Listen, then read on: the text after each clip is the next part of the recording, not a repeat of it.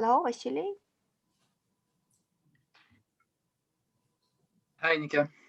Hey, while we're waiting, maybe you can, waiting for more people, describe the half-an-hour meeting next week about Library of Care. Okay. I just so basically I've just written that in the. I've just written this announcement. I'm just going to share the link. Okay, sorry, I've just arrived, so I'm already ready. Okay, I'll just share that. So I was thinking that maybe we could relaunch the Library of Care soon. Now we have a website, so I'd like to have a discussion with you guys about how we could maybe categorize our references and how we can structure the whole thing. So basically, everyone that is interested in being involved in this, just join. It's just going to be half an hour before the General Assembly next week. Actually, we're not going to have a General Assembly next week, according to, but maybe this is Simona's time now to talk about like what was last agenda, because next week is not, General Assembly is on the 27th. We decided to meet every other week, not every week, last time. That's my understanding. Simona? What I'm supposed to know about the agenda? No, not decided last agenda that you wrote. You wrote the minutes of the meeting. Yeah. Oh, okay. Yes, we decided to have an assembly on May 27 to assess the first month of new curators and the new organization we are trying to put in place during this month. In the meanwhile, we are having on the 6th an assembly on visual assemblies. Is it a general assembly or not? Yeah, I think it's like everybody's welcome, but this is one of the projects of Museum of Care. This is not it's not everybody's everybody who wants to take a part of that, and I can invite for that assembly. So it will be with people who help organize it in Madrid, and Elizabeth will come and so on. So we will talk about how to organize a conversation between people from all around the world who speaks English, and a small group of Zapatistas who will be in offline space talking to us about their values, and then how to do that in the big square, visualizing that. So that will be the conversation, and me and Clive will present our ideas of how to design the framework for this to make sense without a lot of words, because they speak Spanish, we speak English. It will be probably difficult of translations and that, so on. And we don't know how to do it yet. So we can't kind of present anything yet. So that's why we were thinking we can meet in a small group and just have a brainstorming session, but it's nothing secret about that, so everybody's welcome. And as a visual assembly will be very open situation, so of course the discussion about that is also very open. So it'll be in the same time as generally we have an assembly, but from last assembly we decided that we're only going to meet 2 times a month, not 4 times a month. And that's why I propose in the same time to do this smaller meeting. That's my understanding. And I invited, am I muted? No. I invited the people from Rent Evolution campaign for the same evening, but since it's a project that can be related to visual assemblies, in as much we can have visual assemblies during the happenings of this campaign, but it's not exactly the same thing. I think we could maybe shift this presentation to another evening. Okay. That could be the 13, or on the 13 we'll have another reading group. Is it? Yeah, I don't know, Vasily. It's yeah. But I don't know when is another group, but reading group. But now we have a working website, so maybe we can direct everybody to who wants to check it out to that and just move more quickly in the assembly. Normally, the reading groups are going to be on the 13th, 27th, 10th, etc. every 2 weeks. So yeah, we'll keep you posted because I'm not quite sure about that yet. There are so many groups that are scheduled. So yeah, but we'll send you more info later. Okay, so by the moment we'll have a small group on visual assemblies next week. Probably a reading group on the 13th, and maybe not a general assembly, but a discussion on Revolution campaign that could be on the 20th. Or, but we can adjust it over the time. So let us start with my presentation. I'm not very good at talking. Be aware of it. So I suggested to have this reading group because I was very interested in the connections between Carnival and revolution, and why do revolutions appear as carnivals, and why did we decide to have a carnival to celebrate David, and why did the commune appear as a moment of play, of a reversal of costumes, and as a carnival? Why did the commune appear as a carnival? The text I suggested to read were Bakhtin, of course, Bakhtin on Carnival, on Rabelais, and David's Possibilities, the first chapter, actually the first two sub-chapters of the first book of Possibilities, that is Joking and Avoidance and Hierarchies. But the whole chapter is interesting to our effect, because David explains the fundamental question that Bakhtin asks about Rabelais. That is, why is Rabelais incomprehensible in modern times?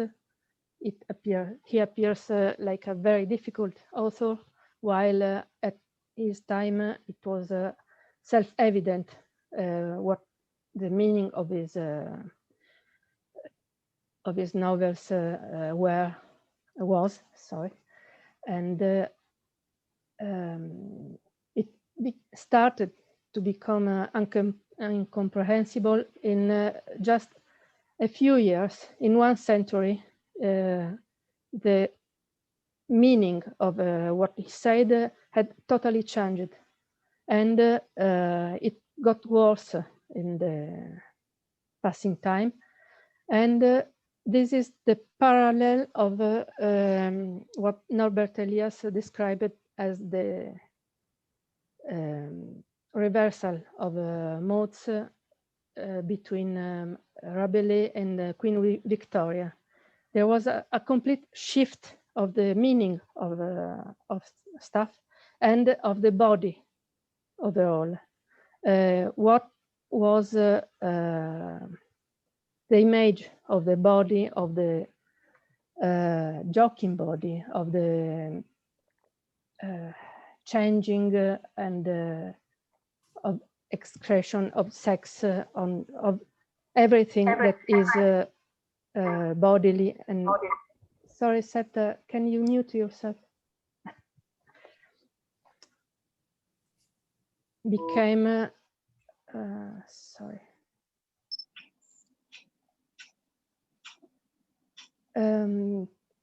Became an object in David's term of avoidance. And David's analysis is very interesting in showing how we can see this shift in an ethnological, from an ethnological point of view. And essentially from the point of view of the passage to an progressive abstraction of relationships, and of the affirmation of a logic of avoidance in our society.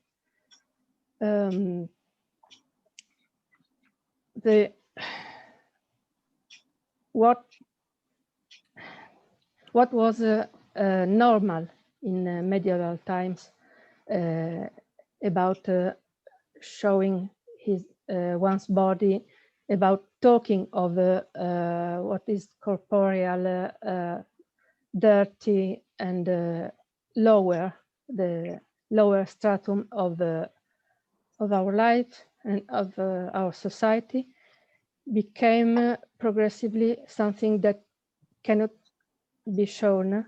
And the kind of relationship you should have with face to a superior, face to somebody who is set apart from you because he represents a higher stratum of society and is therefore set apart from the society as a whole, became something that you must do in the presence of everybody, and even when you are alone.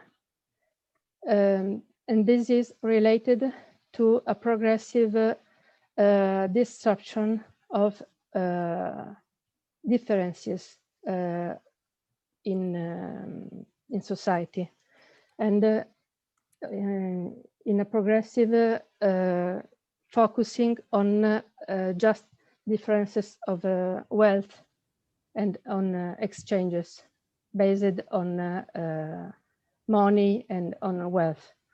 The many differences that were peculiar of medieval times became just one difference, that of wealthy, that of wealth, of money, and all people became apparently equal, in as much they were confronted just on one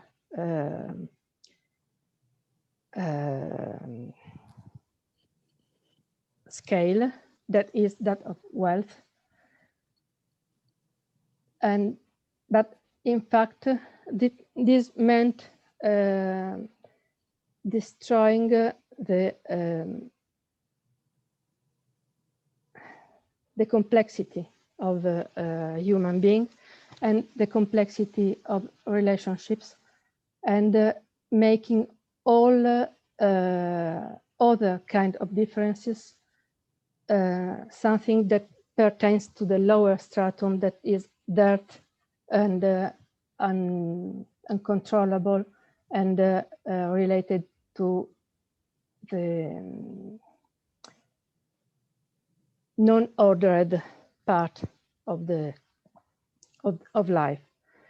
What is important in Carnival is exactly the reaffirming of everything that is not ordered, that is not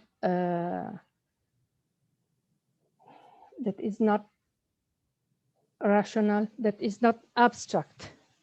It is affirming the joking part of life.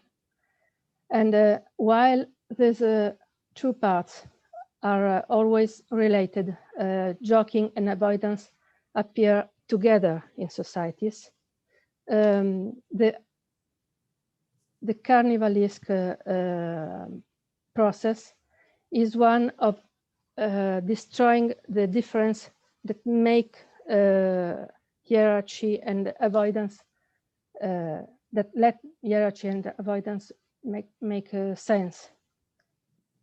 And that's why they result in a revolution, in a destruction of hierarchy. Bakhtin, on his part, understrikes the fact that Carnival is not only a subversion of hierarchy and of abstraction, and a call of the grotesque and of the ever-changing body. It's also a call to the golden age, to the Saturna. It's related to ancient Saturnalia that called back a golden age where everybody was equal, and the disordered, complex, dirty part of life was dominant and was the same for everybody. The fundamental feature of Carnival is about time and about destroying an order set on the past and on the abstraction. The Carnival is the moment where you celebrate the contradictions of life, the fact that life, and also the moment where you celebrate the passage, the changes in life, both marriage and death and birth. It celebrates the contradictory feature of life, and in this way it is revolutionary, and in this way also loaf and comic are revolutionary, and the kind of comic that Rabelais used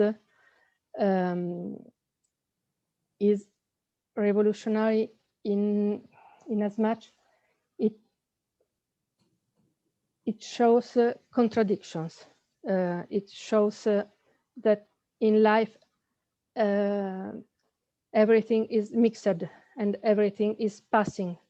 That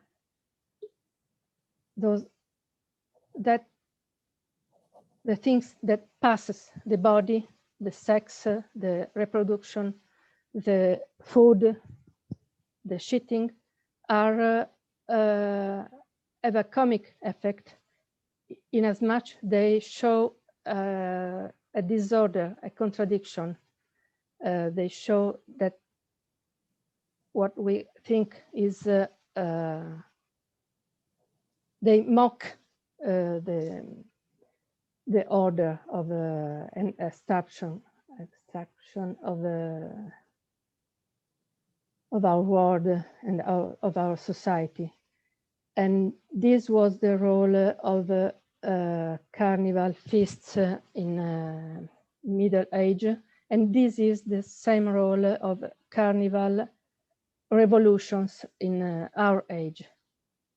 Well, that's the general frame. Do you have comments or did you read the books?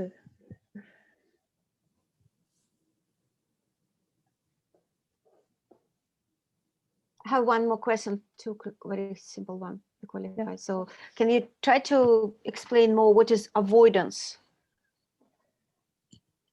Oh, yes, just a moment.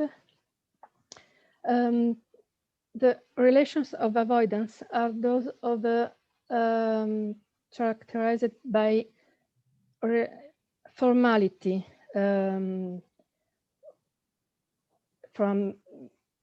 by an extreme respect, and the obligation to stay clear for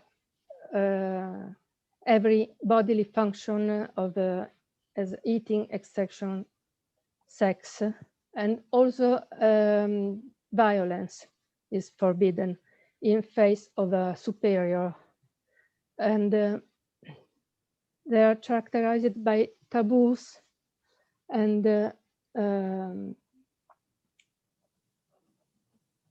by the striving on the setting some people apart because they are too high. They cannot be, for example, they cannot be seen by inferiors.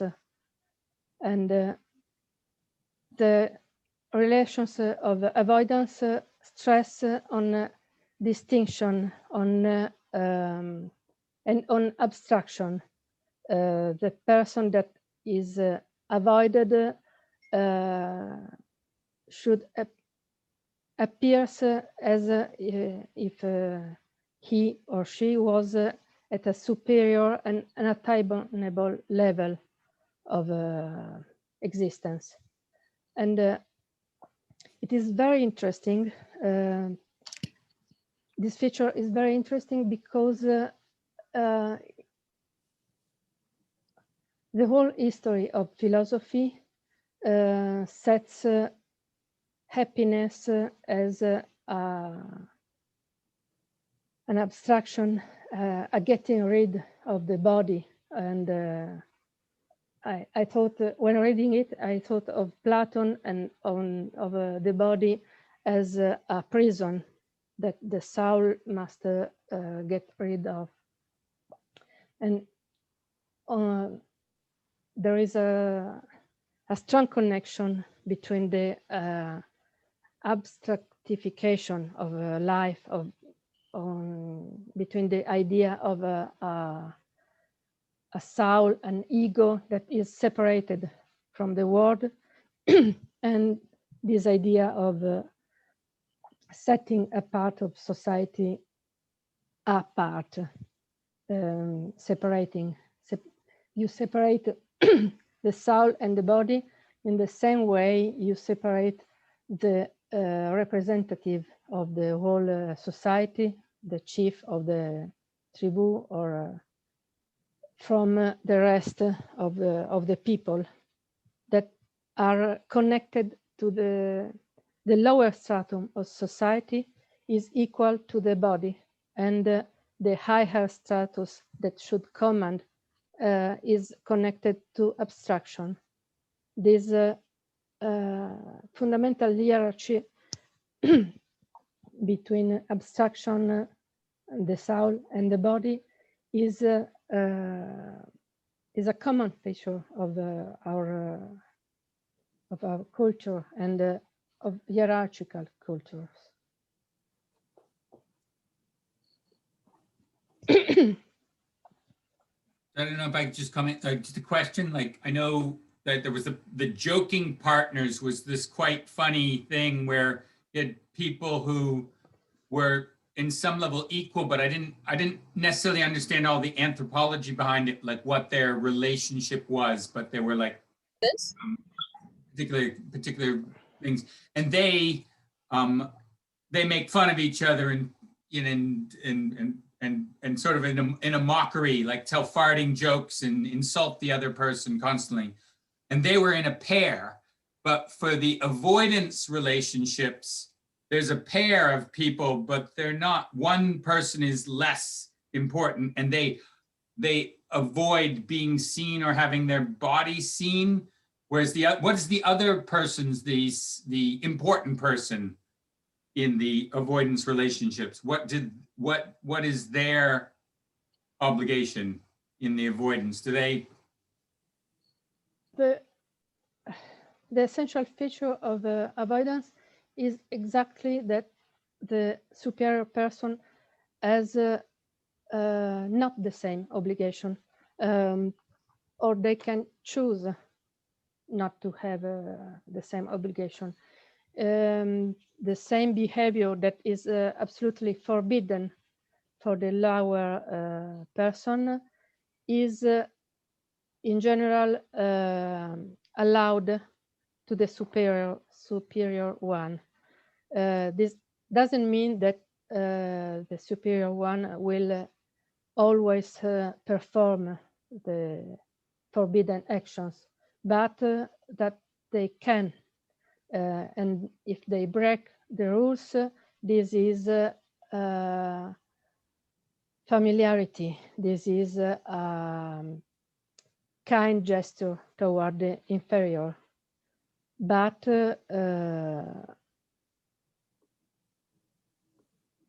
they are not obliged to have this separated behavior.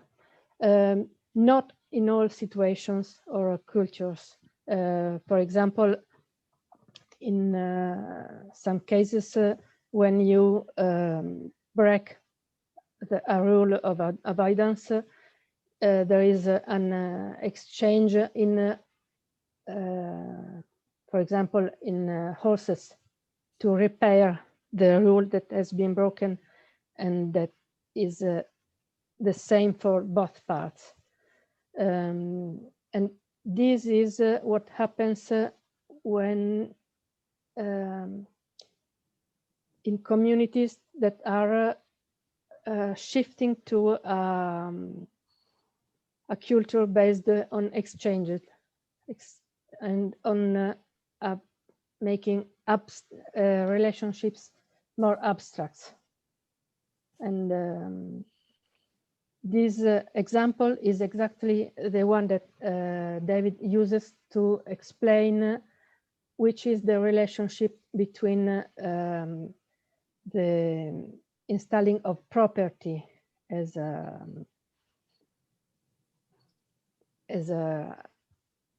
fundamental feature of our society, and the affirmation of relationships of avoidance in the whole society.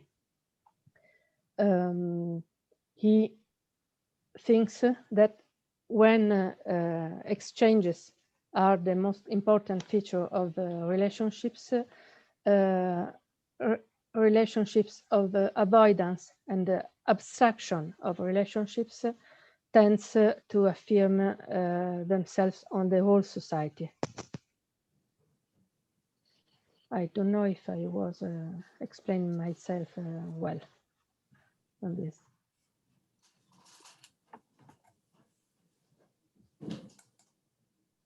So say that last bit, that if there's more exchanges, then you get more relations of avoidance. Was that what you were saying? I didn't understand that.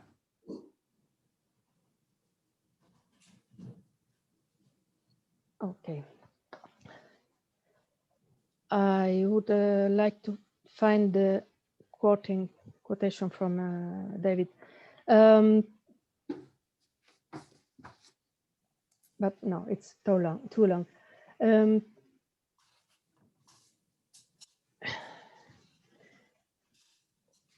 David says when relationships of avoidance in the same abstract way that we witness in Euro-American societies are peculiar of societies based on exchange. And in this kind of societies, when you have a breaking of the rule of avoidance, this is repaired by an exchange. And if you give me a sec, I'll find the quotation.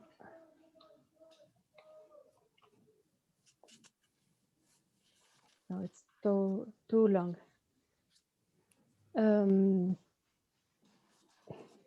So I'll send you the quotation later.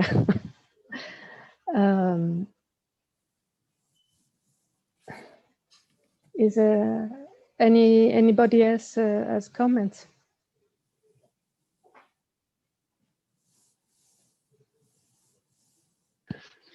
I think I found a quote that illustrates the point that you just made.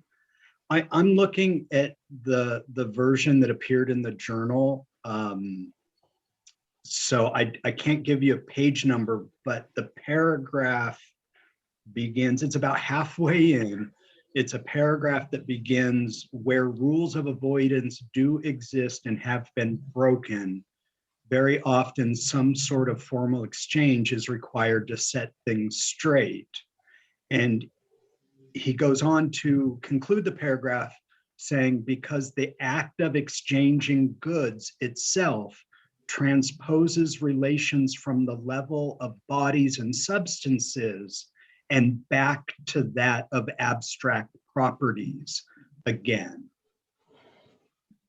And so that's why in places where exchange value, where exchange takes value, that there are these rules of avoidance. And it made me, one of the things it made me think of was in the process of globalization, how today commodities are made, a single commodity could be made up of lots of other commodities that have been made from all over the world. And if we think of those sorts of commercial erasures that happen, or those sorts of social erasures, historical erasures that happen as a result of commercial exchange, are we able to think of those two as kinds of avoidances? Because it's basically, it's allowing the consumer to withdraw from the typically violent reality of how those commodities are made.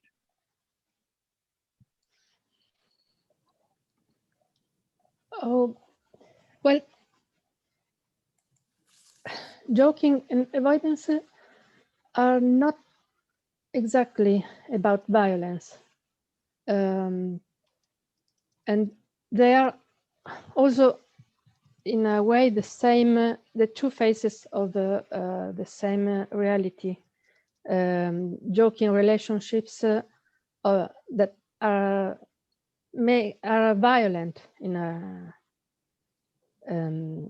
they are giving of beds and taking of goods, but in a reciprocal way.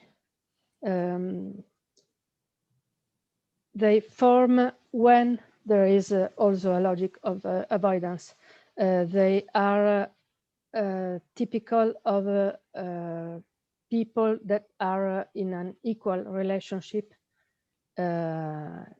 inside a system of avoidance. And in this, from this point of view, they don't contradict hierarchy. They reaffirm it. And so I don't see a relationship between this and the violence that is at the basis of the production. But for the fact that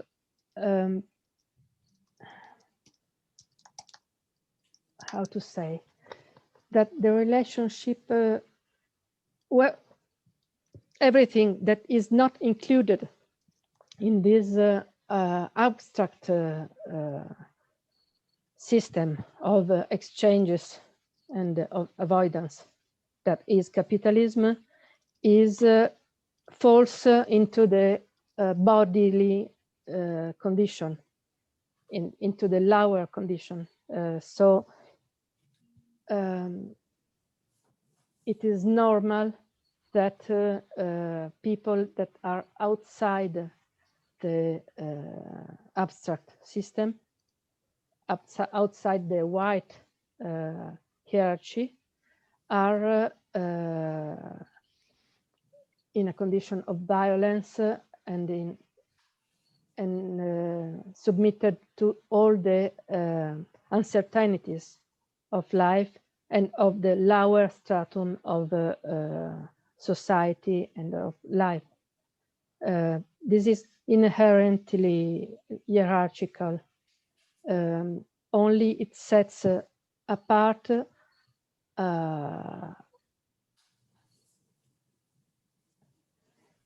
in a way, it sets apart a whole society, in as much this whole society is regulated by wealth and by the ladder of money, of wealth, of yes, of richness.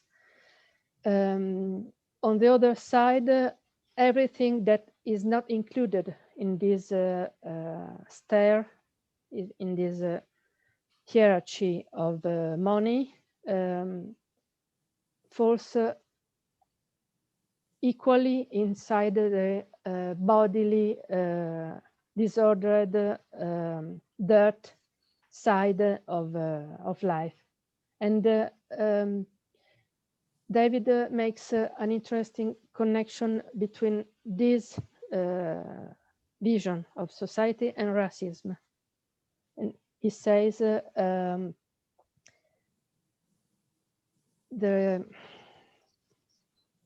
same, the very fact that we think American society is a society of equals, differentiated only by money,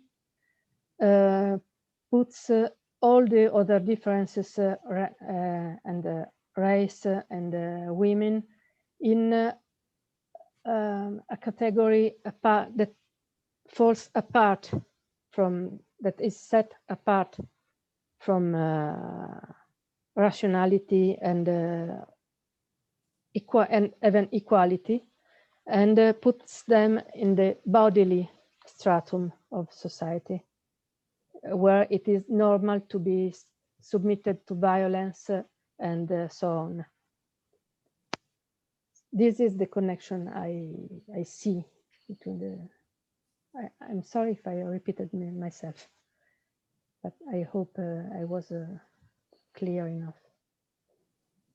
So not, I don't know, modern isn't the right term, but a more recent example of the carnival that I think they're talking about would be actually Congo Square in New Orleans. Not just before this US Civil War, but after, in times of Jim Crow, where they would have like the cakewalks, and the enslaved people were actually able to gather their songs and dances and have their music, but they'd also do cakewalks where they would dress up and pretend to act like the stilted upper class enslavers, the white people, so that they would basically make fun of them. The white people thought they're like, oh, those guys are trying to be like us, for them. but they were actually just making fun of them. They didn't, the enslavers weren't that smart. But it was a very, you would probably call it burlesque. It was very kind of grotesque and kind of grotesque in the Bakhtin sense of like very kind of making fun of it, very kind of exaggerated aspect of that. So I'm wondering if that could be and maybe, you know, the comment about racism then applies more, but like that could be a more recent version of a carnival that we see.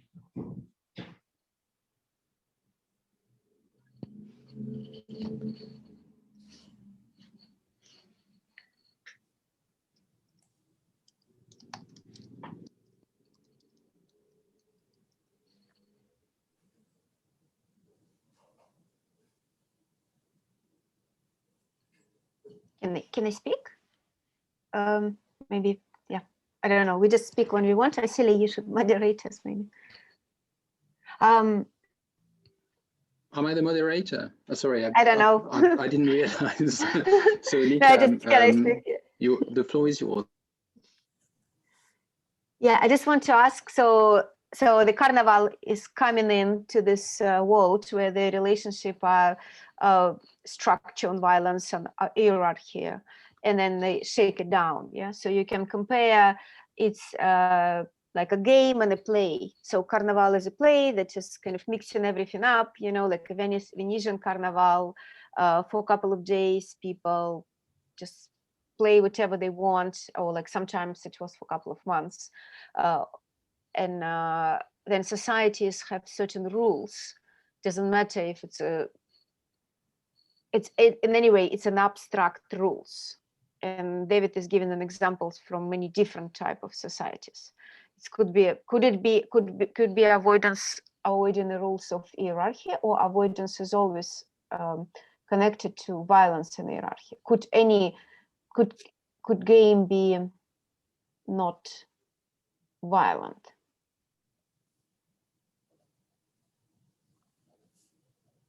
Oh yes, of course. And joking and avoidance are not the only possible organization of society. There can also be, David says, relationships of common care and any sort of different relationship. He just points out how the two features are always related. They do appear together. And what's interesting is that the role of joking changed in our the development of our society in the last centuries, and in partly it became revolutionary. It stayed revolutionary. Joking is reversal of the order of society. But in the other part, it was joking when it is in relationship with avoidance is a reaffirmation of the hierarchy. The lower stratum is the one related to body. Okay, I'm related to body. I'm vulgar. I swear. I pick my nose. This is deeply this hierarchy is interiorized. It's not just an oppression from the upper stratum. It is how we see the world. We see the features that are peculiar of the upper stratum as more fine, more elegant, more refined. And when we affirm the body, even if it's in the form of a revolt, we affirm that what is the contrary of abstraction. That's why joking relationships are violent and they are equal, relationships of equality, but in as much they are just the reaffirmation of what is not avoidance, they confirm the hierarchy. On the other side, this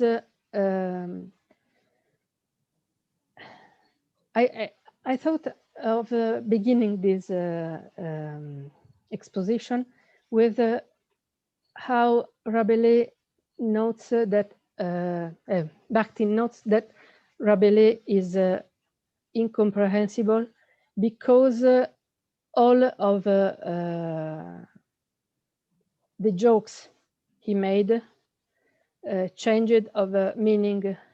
Yes, that's what I said at the beginning, actually. The change of this meaning is related to the fact that what was grotesque and showing the contradictions of life became satirical, became putting the blame on behaviors, became a description of what's not pure, what shouldn't be, and not just a description of the true sides of life. Yes, Nika? Maybe just me, but I still didn't understand, and I'm sorry to be maybe annoying. Yeah, so what I don't understand is you have this carnival that is changing everything upside down and kind of mixing up the social order, and it's a place of freedom. So Trotsky, for example, believed in a constant revolution. In a way, you constantly go ahead and like live inside of this carnival. And that's provide you, as Bakhtin was saying, in this space of freedom for everyone during the carnival. But then the normal life is could be arranged differently, but it's not the carnivalian life. It's a different type of life of rules. So like when David was talking about how traditional society in Latin America, for example, lived, they would disperse and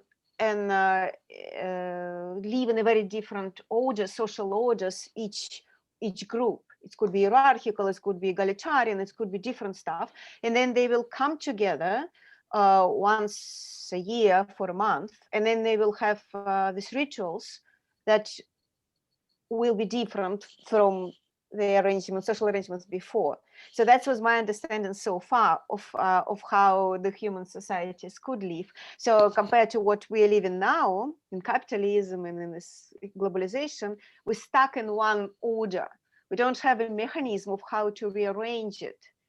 We don't have a Venetian carnival from time to time when everybody is, kind of dress up and become a president or fool or so on. So there is no mechanism like that. We have to, since Victorian times, since 500 years, so actually, we are living in this orders, and they express in every details of our life, including this culture of cancel culture. We cannot talk about being politically incorrect. It's not okay to argue with each other even, and so on and so forth.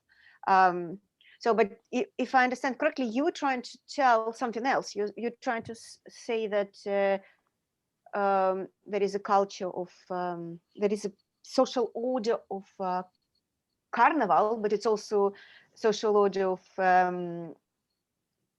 hierarchy, and then it's possible something else. Am I right? No, that's not exactly what I'm saying. There are two point of views. From one side, joking and avoidance are self-sustaining, are sustaining each other. They are part of the same logic, where joking affirms the equality of those that belong to the lower stratum, and is part of their relationship with an upper stratum that is abstract, set apart, and more universal. It's universal versus the concreteness of the body. But at the same time, Carnival is joking and isn't it. Joking affirms the contradiction, the disorder, and the body. And this affirmation is something like Benjamin's Augenblick. It's the remembrance of equality that stays, that is always there. And so I think the main difference between our times and medieval times is that the time of Carnival in medieval times was regulated. It had been proven impossible to prevent people from having festivals, and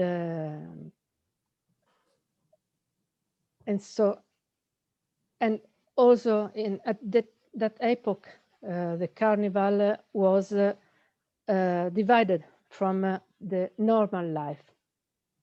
It was set apart.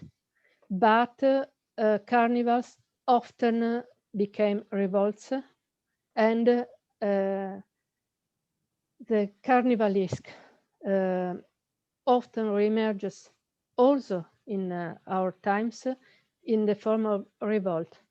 When we talked about La Commune, it was, we said La Commune was a carnival, was the eruption of play, of playfulness in society.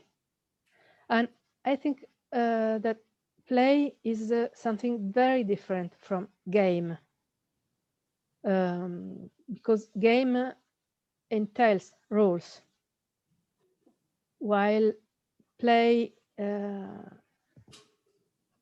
doesn't. Play is the disruption of rules.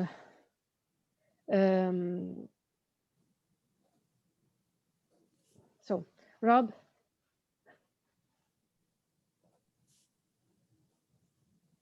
Yeah, hi. Sorry, I missed about the first half hour of this. I'm not quite sure what's been said so far about this, but just trying to pick up, I think, on the point that you're making there, Simona.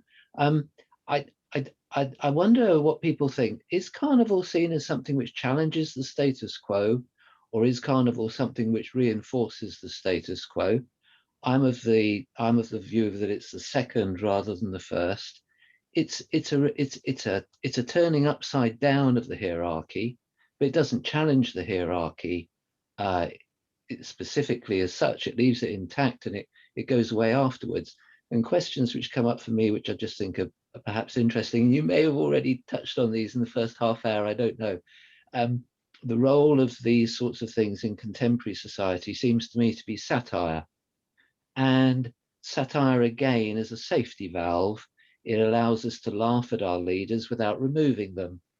And I even would go further than that. I think elections are a similar sort of status as Carnival. Again, they're a very brief period of time when the electorate in a liberal democracy is given the right to have a say in what happens to them before normality is reimposed the following day. So, sorry, I'm just thinking a little bit out loud here, but yes, it's this question. Carnival, is it just a release valve for people to allow things to continue normally in the way satire is and the way elections are?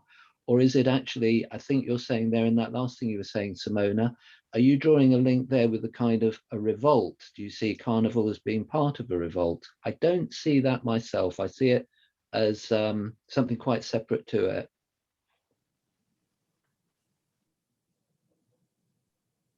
What I was saying is that revolts take the form of carnivals.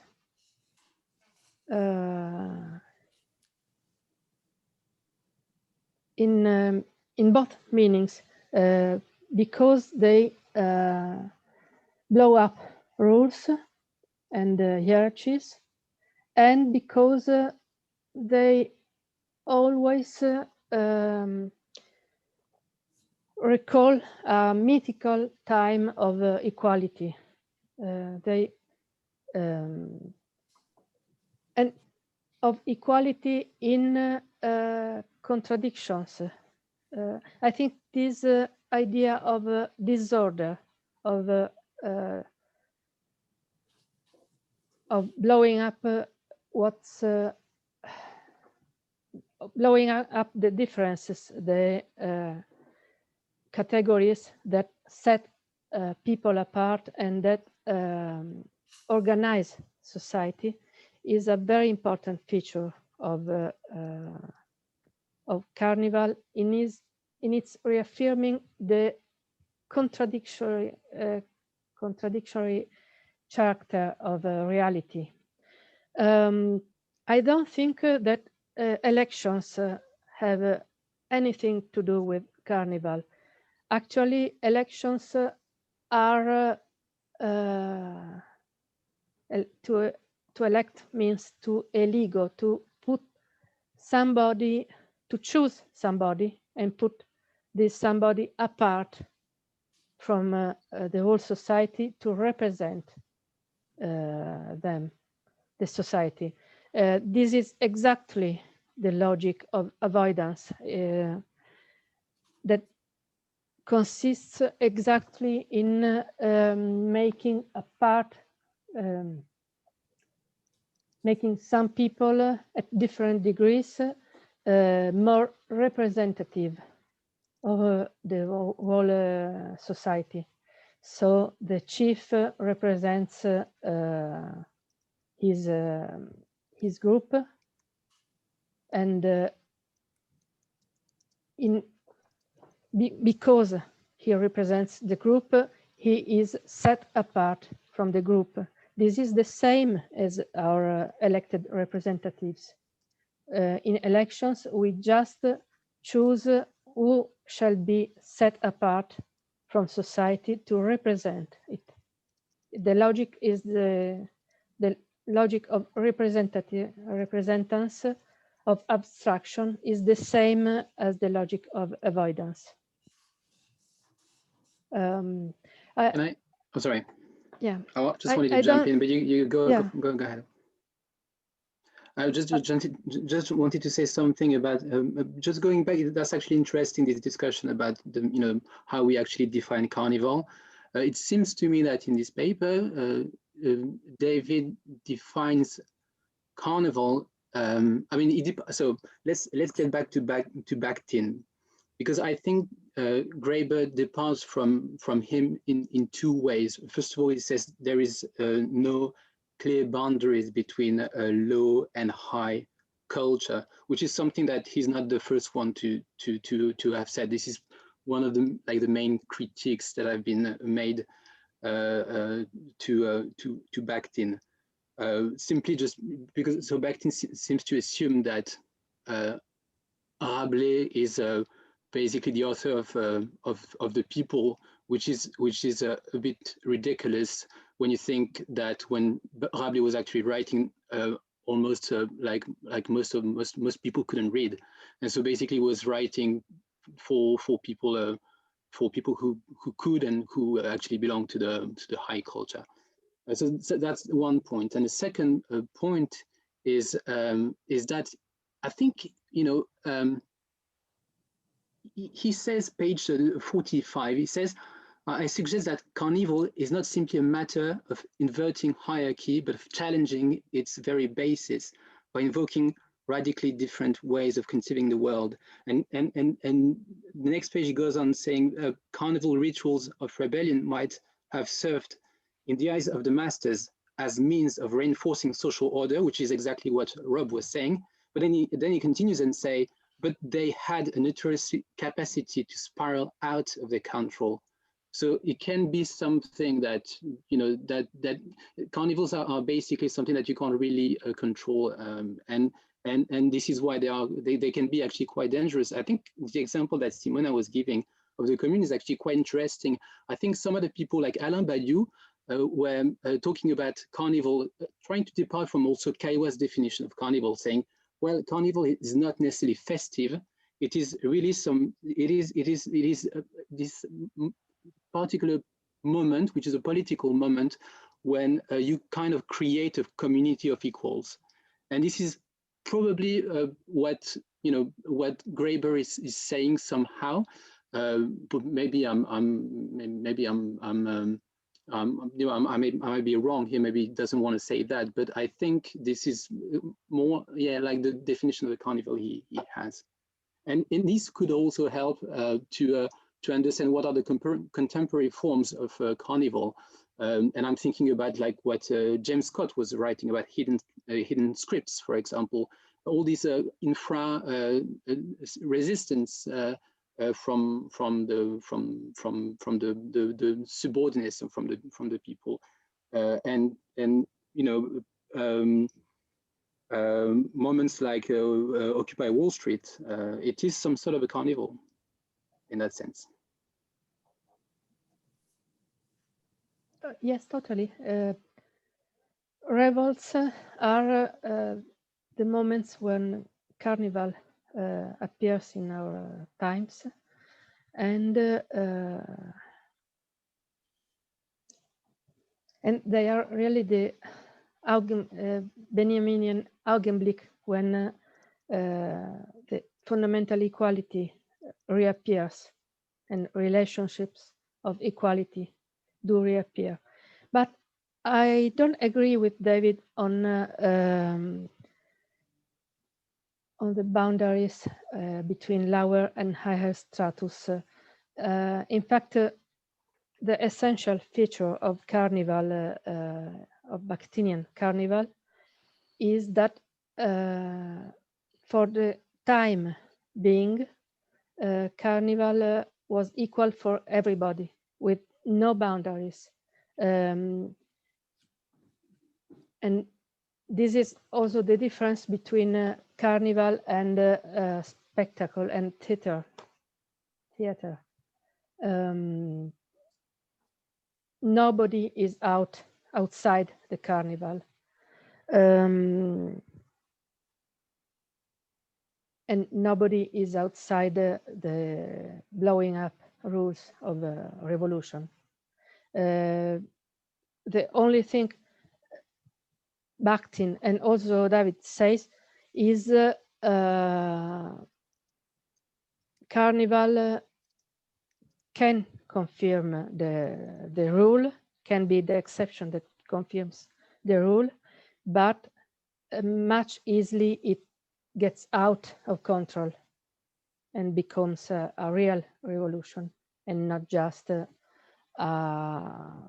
golden age enclosed in a precise time. So just comment to Rob, I would say like it's, I think that's a really interesting idea that like festivals are a sort of release valve, because you're supposed to work and do all your stuff, and then the pressure builds up and hey, people just want to party. So in order to keep that in place, they have a some type of festival.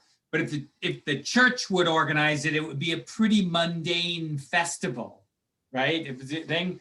And so every once in a while, so you have festivals, but then every once in a while you also have carnivals, and they want to have a carnival but not have it spiral out of control. And if they can do that, have a carnival and not have it spiral out of control and life goes back to normal, then the establishment wins. And if the carnival spirals out of control, then, you know, maybe power relations change in some way. But like, I would think it would be more easy to like have something go out of control during a carnival rather than everyday kind of ordinary time.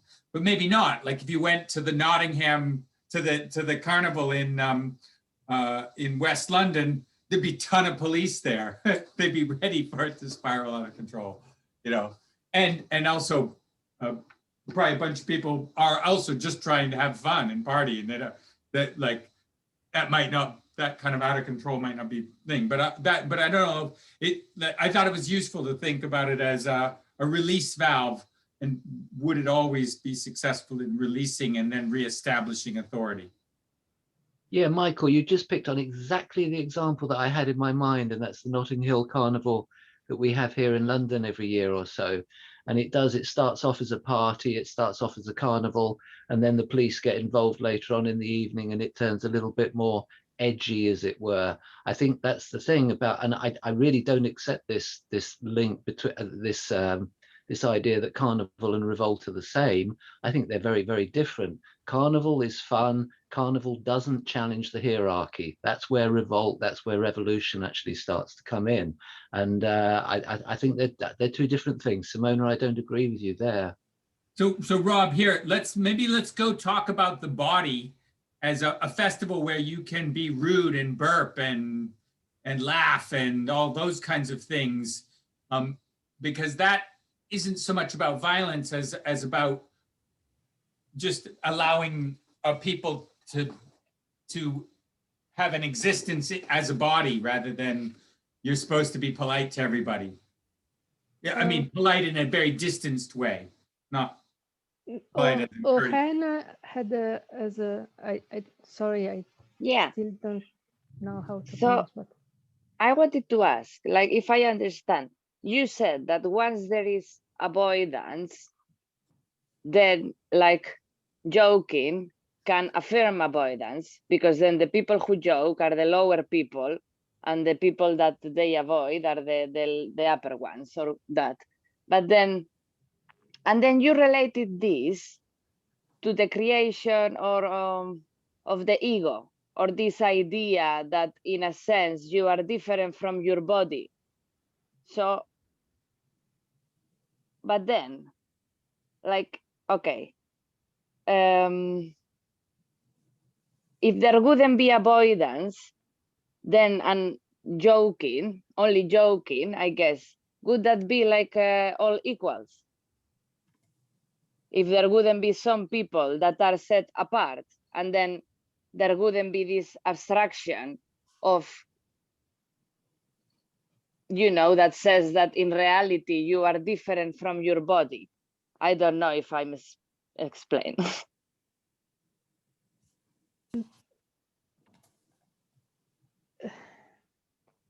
well,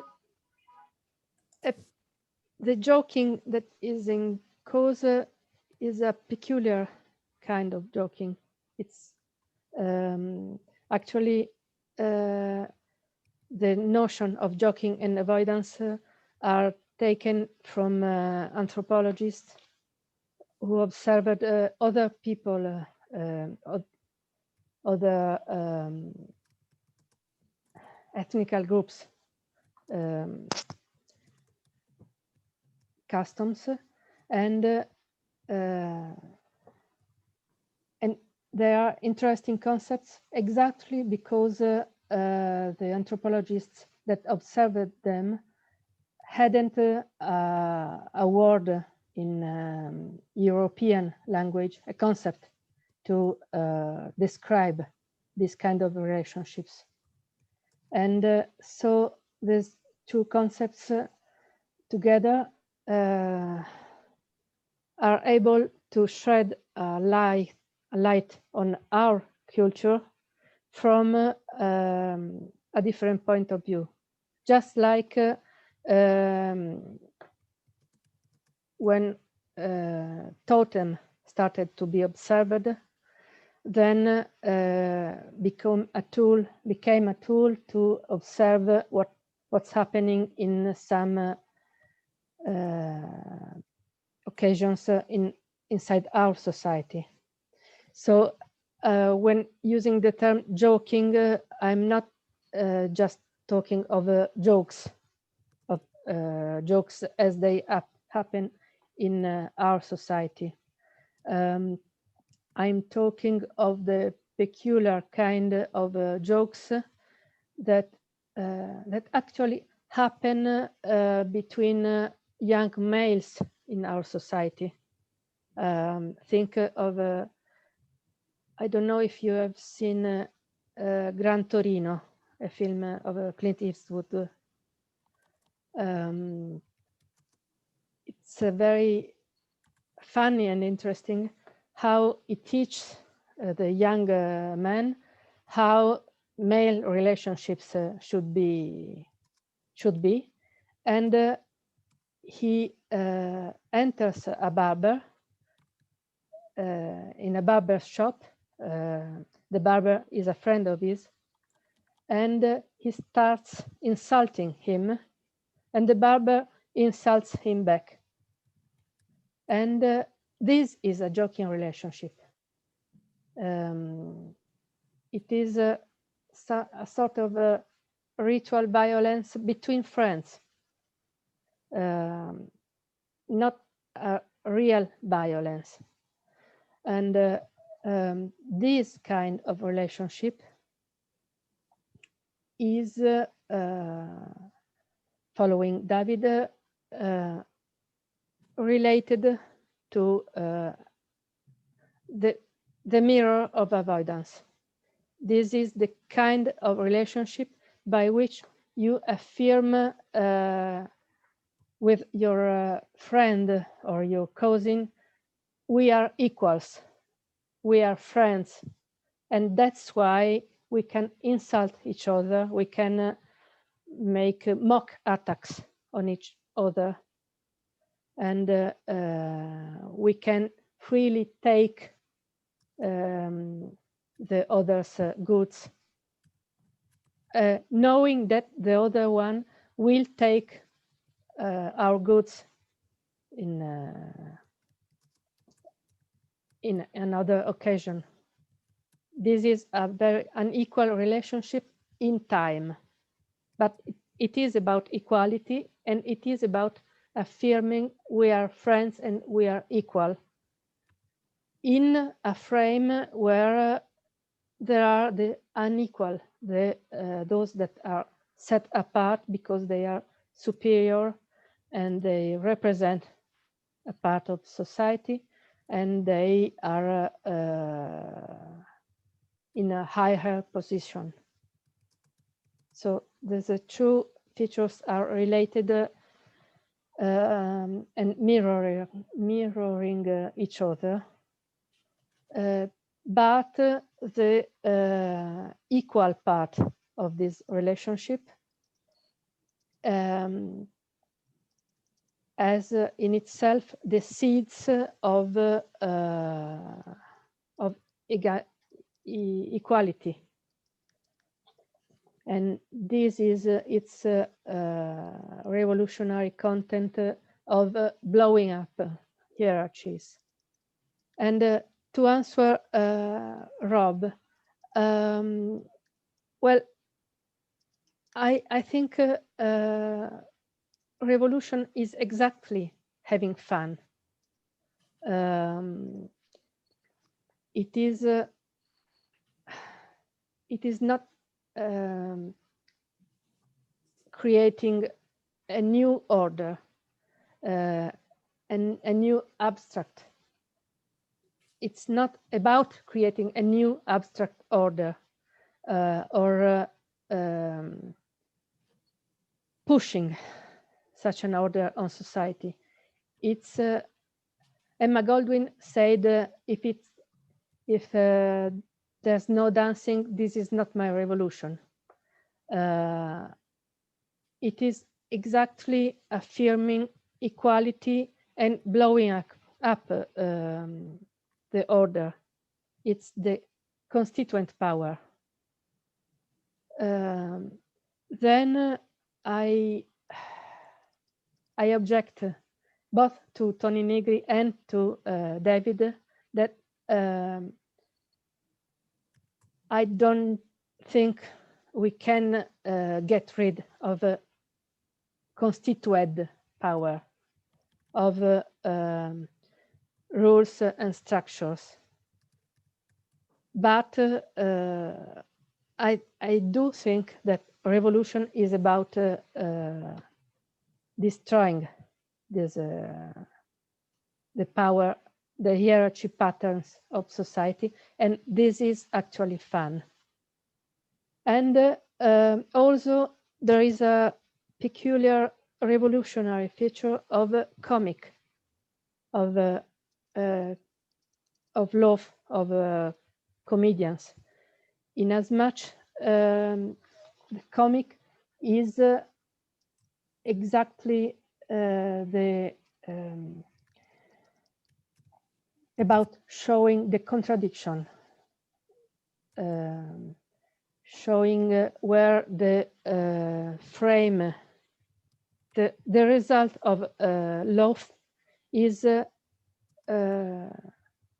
you love when you see that what you believed to be the order you counted on doesn't work. There is a rupture in this order, and you also see that this break of the order is not menacing you. This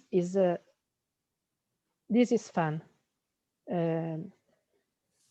Expecting something and having this expectation not fulfilled by something that goes outside your expectation, that contradicts them. So, so yes, in my opinion, having fun is the very essence of a revolution and of equality. Could I ask a question?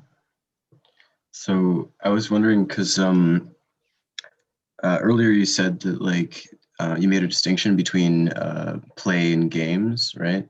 So like they're fundamentally different things, and games are in a sense representative of like a structure, an abstract like rule set already, if I understood correctly. And if you view like revolution or whatever as like it sounds to me like you identify that with play, as in it doesn't have a structure. I like personally like I don't really feel like I see a distinction, so I'm wondering why like why you think that, because I feel like I mean I can understand like a moment of play when you like at the moment of inception of a game, kind of when you create a new game, maybe that's sort of different than play. Or a game to me, because it's like you're creating new rules, right? But at the same time, I feel like that's the only difference. That's the only kind of like, well, I mean, difference between or a different type of game I can see, because I feel like all games or any kind of play has inherent within it like certain rules. Like you said, even with comedians, you know, there are rules to, I think, to like comedy. I mean, if there's something that makes something funny and something that isn't funny, right? And in a sense, even if like maybe they're implicit rules and they're not already like, sorry, maybe they're not already like ossified and known, maybe that's a distinction. But I'm just, yeah, I'm wondering what you think about that. Well, this is just a distinction I made. I didn't find it in the sacred text of David, but I think play, the essential feature of play is freedom. And yes, of course, you can have games and you can play by the rules. There's nothing wrong in it, but not necessarily. You are free to have rules or not to have them. But the playful character of a revolution is about freedom, is about not having rules, and not having rules as equals. Is about freedom and equality. While of course games are fun and you can set any rule you want, it's just not a free fun. This is what counts for me. The difference that is important to me. But I'm not saying that games are bad. I'm saying that this is an essential feature of mockery. And by the way, I like very much that the acronym of the Museum of Care is MOC.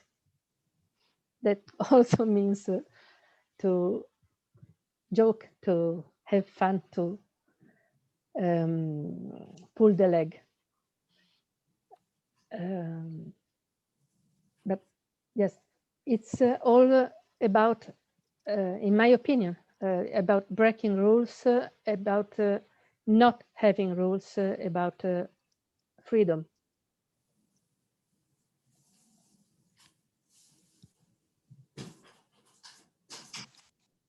Yes. Just because of what Rob said, and then it was partly answered by Ben just after, and you, Simona, but just drawing on personal experience that I had to move to a small village in Switzerland where I was very not familiar with the ritual of Carnival. And there, I mean, of course it was playing, but you could not imagine how much energy was put into it. Like they started to think about it in September for March. And then I discovered that kids could actually not go to school anymore, and I mean, teacher was actually skipping school also, and all this energy. I mean, listening to you guys, it was really reminding me of what Pierre Clastre was actually saying, that people would actually, when they walk only 3-4 hours, the rest of the time is actually dedicated to. Thank you. It was actually dedicated to challenge hierarchy or social order, or like maintaining it in some ways, or making sure that a person will not take the power over other person. I mean, such a complex structure that I'm not going to revisit here, but then I realized over there that that actually it was, of course, playful, but the amount of energy and was actually really it was so much work, but also this kind of work that is actually challenging productivity for so many months. And then the last months, I mean, nobody was working anymore. And then suddenly it was just for one day or few hours. So in this sense, I think Carnival is a revolution because it's actually showing how much power the people can have working together. And I mean, in this case, especially because the king and the queen of the carnival was giving the key of the city, and sometimes they were lost, drunk, and they couldn't find it anymore. So we didn't know, the day after if the hierarchy was back or not. I mean, it was such a mess. But I mean, in this sense, I think, I don't know. I think it's really. I agree with you. It could be a revolution, and it looks like it. And people are working so much to challenge. Yeah, I don't know. I'm getting lost, but I'm sure you got the point right. Yeah, I add to that. It's how you do it as well, right? If you look at Carnival as joking, or as like here in the United States, Stephen Colbert had that show during the Bush administration where he pretended to be a conservative. He's clearly a liberal, but other conservatives that he was making fun of loved the show because of the jokes he was making. So it was satire, but it wasn't really changing anything. And then you even say, now he's not a character anymore, but you'll hear him even during the Trump administration, as much as he hated Trump, he would respect the office, right? He'd make fun of the person, but make sure to leave room to respect the office. And so you can very clearly use satire as a release valve, but you can also use it as a challenge. And I think that's anyone who tries to engage in this tactic needs to be very aware of how you go about it, of are you creating a release valve or are you creating a challenge? Because it could, depending on how you go about it, it could be either.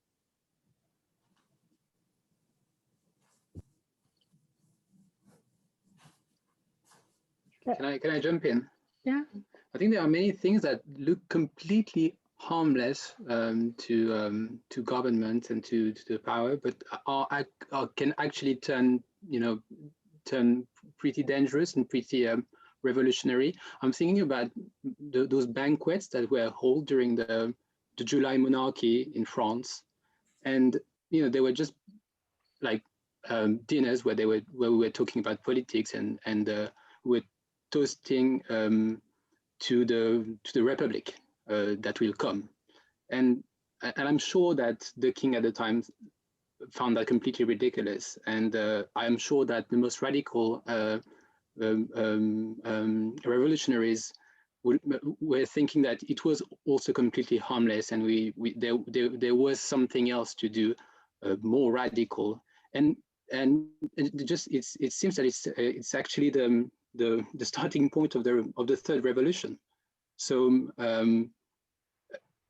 we never know, basically, and this is one of the only thing that we know about revolution, that many historians worked about that, but just we don't know how it happens. Just like completely, it's a completely we don't have any explanations. Basically, we can't predict it at all.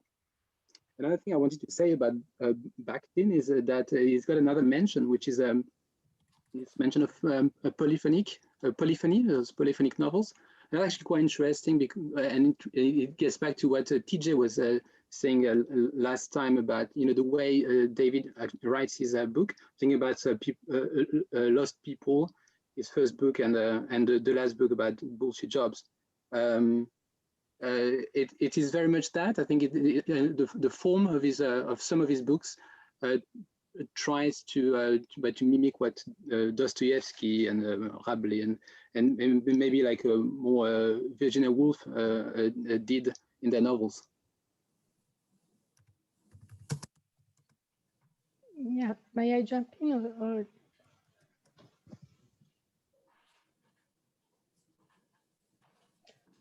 I struggle with my COVID before speaking. So yes, what you say about Carnival in Switzerland is very interesting. I was in, well, we have carnivals in Bologna, but they are really boring. While I saw something of the like in Viareggio Carnival. It's very organized. It's a game, not a play. And this is the same situation. People work on it for months in communities, and it's very, very important for the people of this city.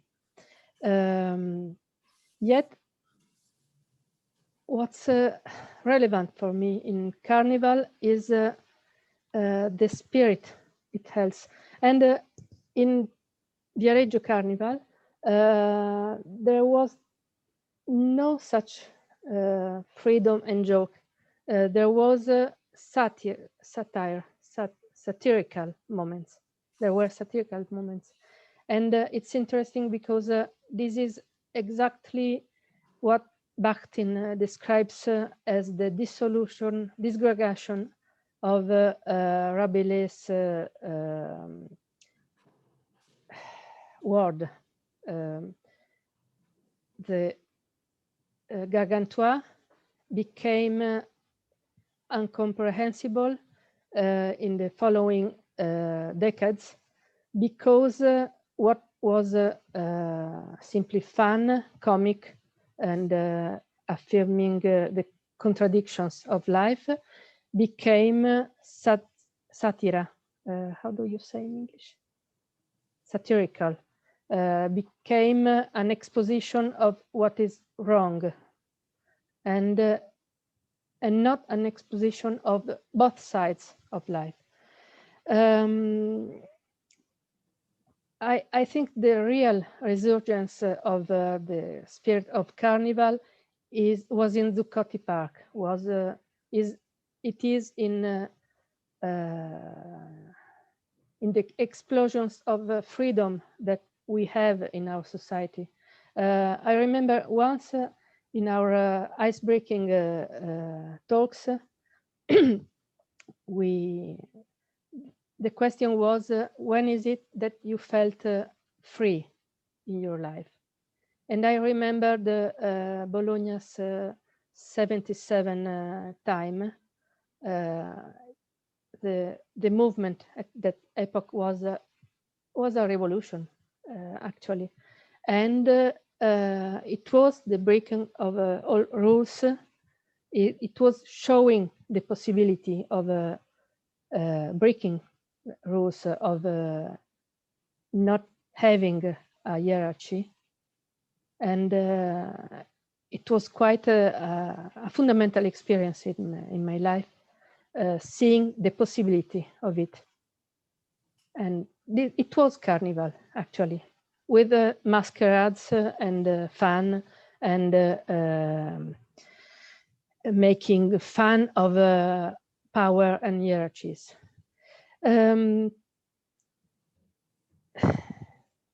So satire is not changing the order, it's just reaffirming it. And as for polyphony, yes, it's strongly connected to Carnival, because the essence of polyphony is exactly the fact that it doesn't exist one order, one truth, one author that knows everything, but it exists the concreteness of bodies, of singular people in their relationships. And each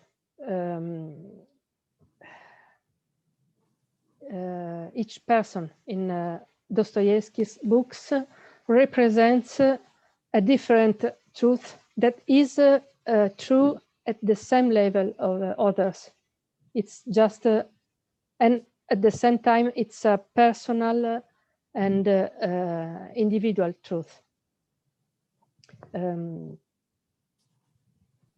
So this corporeity and this being equal of bodies in their being ever becoming and different is, to me, the essential feature of Carnival and of love. This showing of the inherent contradiction of life and of the changing body. I think we'll have to wrap up soon. There may be time for 2 or 3 more interventions. Anyone who didn't say anything and who want to say something, maybe, or if not, someone who already said something and still has something to say?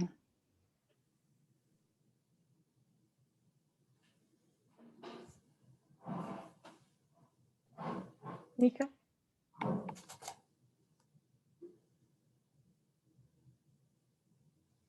Nika, you're mute.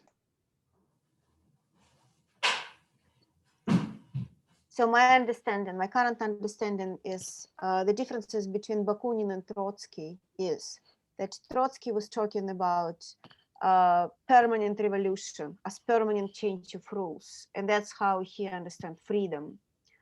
And then Bakhtin understand it's more like a traditional culture. So when you have a different type of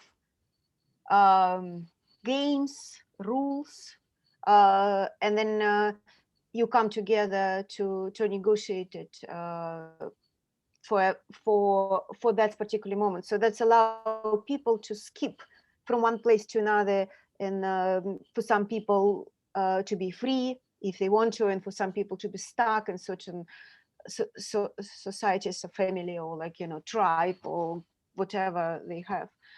And I don't know, but you with his moment, revolutionary moment, is that like Trotsky, Maoist, all that stuff, yeah? So am I right? It's, to my like overall understanding of the idea of game and play and the carnival and societies that is unfree. Because it's a practical question for myself, how I should live in a way, you know. For me, I always try to have some rules because I need to survive, and, you know, have to have a relationship and so on and so forth. But I'm always trying to create structures in which I can jump out. And that's how I understand Bakhtin in this case.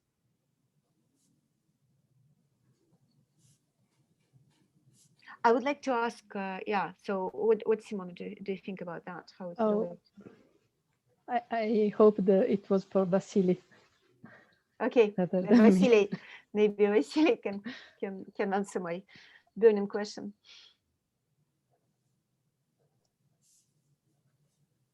If it's possible, or somebody else. To be honest, I don't know. But I'll think about it, and I'll come up with an answer next time. Okay.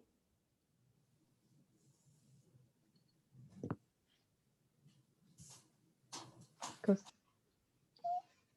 for me, it's the possibility to jump out. A community is essential. But I cannot answer on Bakhtin and Trotsky and Badiou also. But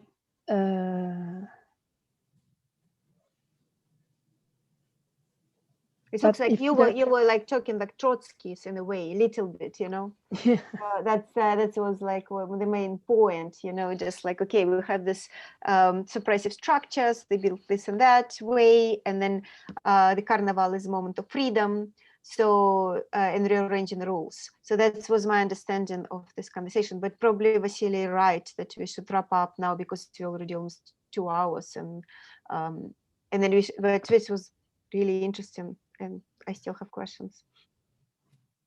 Oh well, Carnival is about blowing up all rules and hierarchy. Yeah, that's what Trotsky was saying. Exactly, that was his Yeah. point. He was saying permanent revolution. He was saying, okay, we blow up Russia, now go ahead and blow up Germany, and then this and that. So that was, and then all these Trotskyist groups around the world, you know, I think they keep the legacy. But I don't think you can have a society without rules. You maybe can have a society with the minimum of hierarchy. Yes, I agree. Hierarchy, but not. Yeah, but Trotsky was thinking that the revolution as revolution and rules for all the world, as well as Marx, and that's why they expelled Bakhtin, because Bakhtin didn't think that the rules should be for everyone the same rules. He was thinking about federations of different people with different rules, you know, that come together to sometimes and can leave any times, and that's a very different map of the world. You know, so it's a game inside, like a small enclaves, and then it's a play altogether. So that's how I see it. But probably we should find a text that's related to that, and it will be interesting for me at least to continue this conversation. Maybe I have one more completely uneducated thought, but I mean, it sounds kind of like something that occurred to me is also like closed versus open games, right? Because I mean, if you have a, I think it's one of the things that can make a game either very fun or extremely frustrating and emotionally intense. I mean, if you bet on something, for example, if what happens inside the game has implications in other games, right? And that's kind of, I think, connected also to, I mean, sort of like anarchism in general has the, like, obviously this is very organized and there are a lot of rules, right? But the fundamental point is that you don't get, you know, shot or there's no one with a gun. It's like, you know, so it doesn't, the, you know, game outside of the rules, which is like, for example, life and death and guns and all that, you know, there's no implications on that. So it's basically, you can reorganize the rules without, or exit the game or lose the game without losing other games in a sense. I don't know, maybe this is just a thought, but.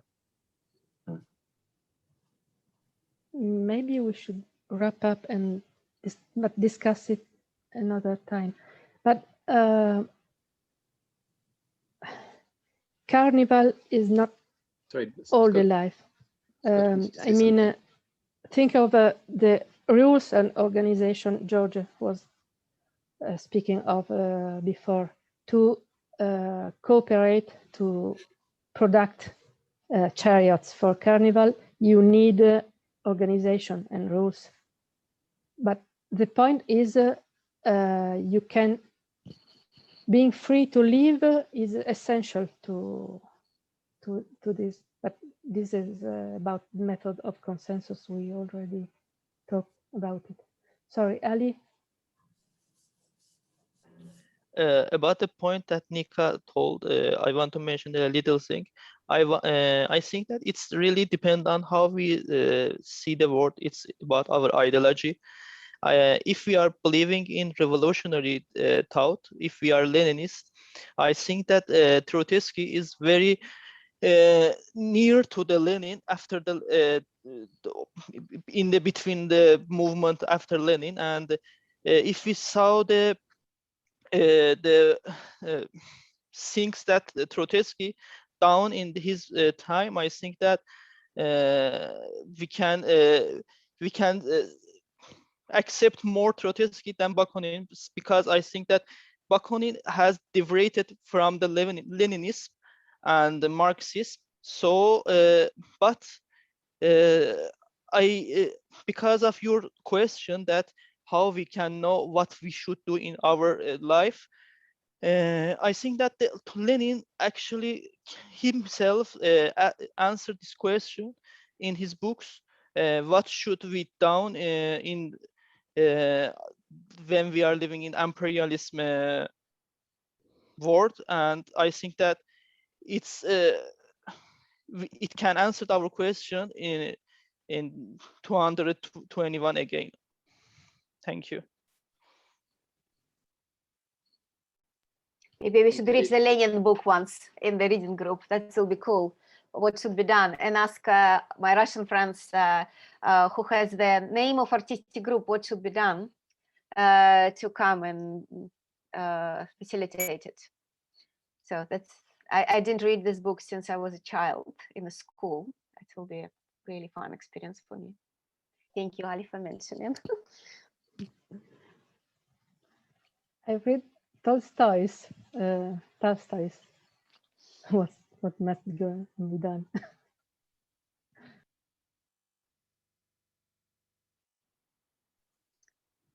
Was there any way, I didn't really get, I remember reading this before, and it's a long time since I've looked at this piece, but like where the theory of hierarchy comes out, because we talked about joking and we talked about avoidance relations, but how is it that they build, one thinks about building hierarchy out of that? Because we kind of don't have most of us don't have a theory of hierarchy. We just know that it exists. You know, oh, that person's more important and that person's like this, and you might not like it, but like there's some kind of theory about why it was built, how it emerged in this essay, or no?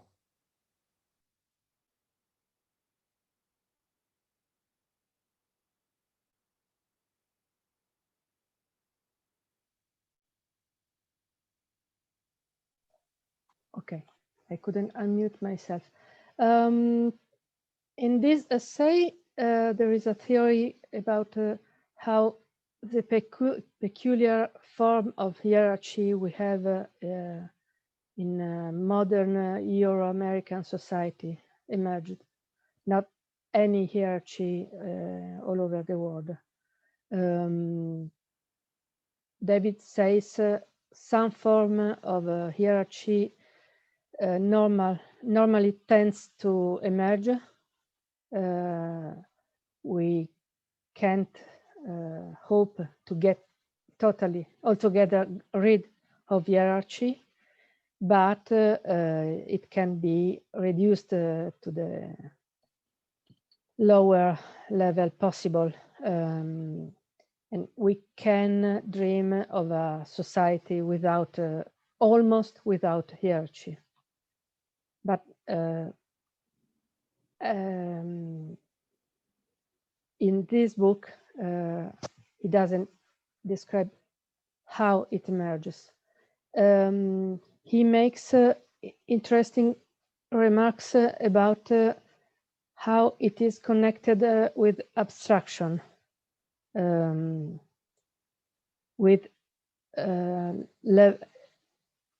has a different interpretation of Indian castas system, and he says the difference between castas is about their being representative, their level of abstraction, their being representative of a higher level, they're being more representative of strata of society. And this is an interesting concept I must think over some more. But I don't think David was ever thinking it's good to get rid of hierarchy, because the human relationship was very complicated and hierarchies always exist. And the one of the, like, for example, hierarchy between kids and adults, you know, so like a 3 years old will always be compared to, like, you know, 20 or 30 in a different status. And I think he was given like a good example of positive hierarchy is a hierarchy between teacher and student, because teacher is trying to teach student as much as he or she can in order for the students to become equal. So it's never like, you know, hierarchy or not hierarchy. It's always this kind of playful relationship. So I think that's a very, very big difference between, I'm coming back between Trotsky and Bakunin, because I'm reading now Bakunin, because he's like, you know, the idea of like, this is the world that we want to see, and this is how we should shape it. And что делать, what should be done by Lenin, is exactly the practical approach. Let's do this and the world will become a better place. But I think Bakunin was just smarter and more like complicated, and, you know, so that's my current understanding of the situation. Well, it is the last page of the chapter. He says one of the dangers of model terms is that they make hierarchy, usually defined in 2 or 3 different ways at once, as an inevitable feature of social life. To a certain degree, of course, it is. There will always be nested sets of categories, and people will always have a tendency to rank some things as better or worse than others. But none of this has any necessary social implication one way or another. What we are used to thinking of as social hierarchies are particular constellations of these principles. And as Arthur Lovejoy pointed out, fairly unstable ones. And also he says, any genuinely egalitarian system must, it seems, adopt equivalent mechanisms to stand guard against its own deeply embedded hierarchical possibilities. But of course, what hierarchy is a muddled term. It can mean many things, and maybe the very problem with it is to make it stable and to base it on level of abstraction. Yeah. Of representativeness of society.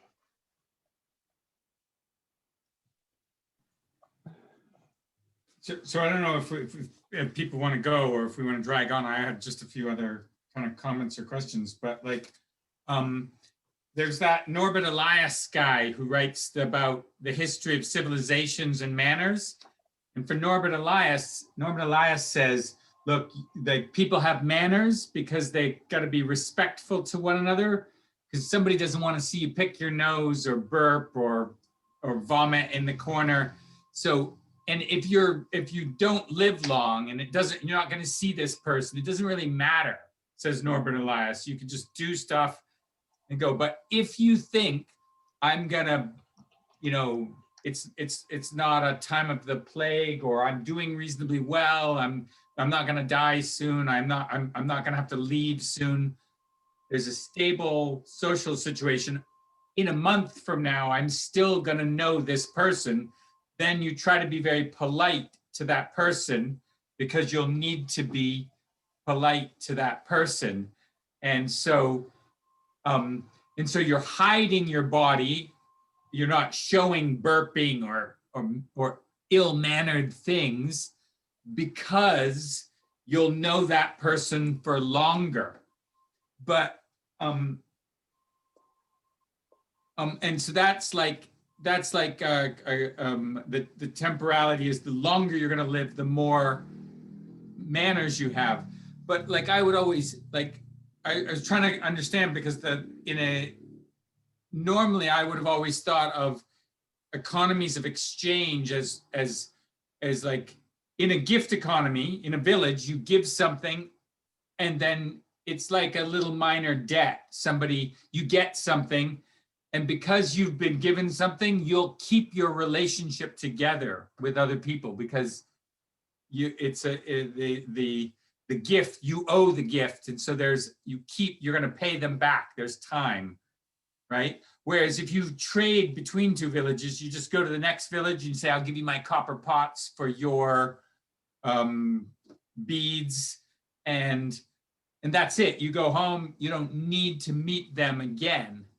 And so there's no temporality. And so the idea of avoidance, if like a greater level of exchange focus creates avoidance, then I wondered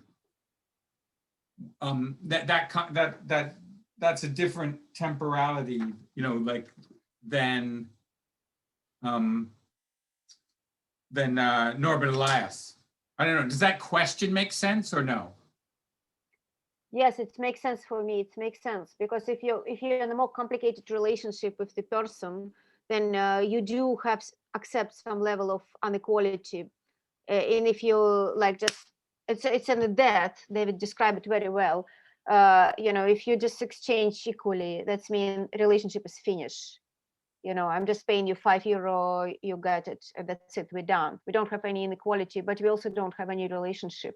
So all the relationship is an inequality and hierarchy, and that's how our society constitutes itself. It should be playful in this case.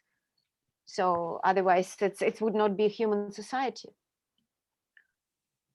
Yeah, I mean, it still doesn't really explain why hierarchy emerges, but like I would have always thought that in terms of like that the exchange is that if you just trade and you don't care about the other person, you just get what you want. But I think what often happens in hierarchies is a lot of the people who trade and exchange things, they continue their business relationship and they do develop a relationship. So, but it just creates it's like a communism of the rich, if you will. But they create a divide. And so that's where you can imagine a politeness and a larger scale economy of sharing between rich people, which are, is clearly often happens. But then you don't have that, but they still require other people to use avoidance. And because they don't change the rules. Yeah. What you are describing is the basic concept of the game theory, and that is of an economical, mathematical reading of human relationships. But this frame requires that you pay back, exactly. And the temporality is essential in the theory of games to explain why cooperation wins. Inside this frame, nonetheless. This but it's true that human relationship is erased, is cancelled by this payback relationship. And this is not the only possible relationship. When actually possibilities starts exactly with Norbert Elias' remark about the changing of manners during the last centuries. Specifically, now I find the quotes more easily. Elias speaks of a broad advance of thresholds of shame and embarrassment, an increasing tendency to repress open displays of anger or extreme emotions, but even more displays of or references to bodily functions in everyday interactions. Basic standards of how one was expected to eat, drink, sleep, excrete, make love shifted almost completely. The transition from the word of Rabelais and to that of Queen Victoria was in historical terms so remarkably rapid, a mere 3 centuries, that historians are puzzled over the phenomenon ever since Elias first pointed it out. And this shift in manners is what David connects to avoidance. And then he connects avoidance to the abstractification of relationships that is connected to the rise of capitalism and to the building up of a society based on paying back. But the reason why, sorry, you claim a right to some good doesn't need to be that you have a payback. In medieval times, it was because you belonged to a family, a city, a corporation, a class, aristocracy or peasants or clerks. And the transition is also in the fact that people no longer claim the right to a good on the basis of their belonging to a class or a group, but they claim this right on the basis of their wealth, on the basis of money and debt. But this is not the only way to organize a society, even in a hierarchical frame.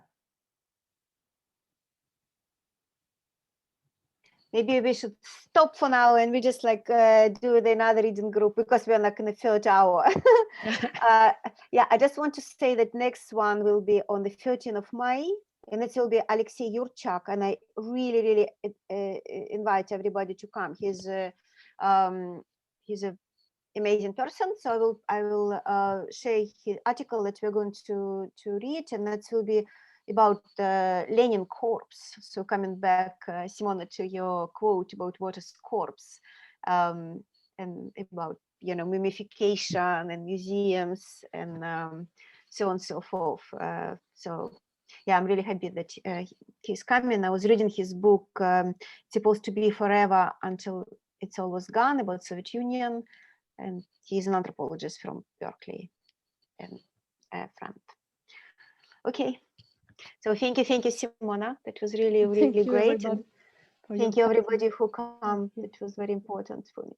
Okay. Next time we do a carnival discussion, we'll have to drink wine and I do. have funny hats on. Hats, yes. We do have hats, need to have hats. And tell rude jokes. Yes. Yeah, we should all do the offline carnival. Maybe that should be one of our tasks, you know, we all live in a different part of the world, but maybe we can come together, let's say in Madrid this year. Steve, have you got any rude jokes? Okay. All right. Thank you, everybody.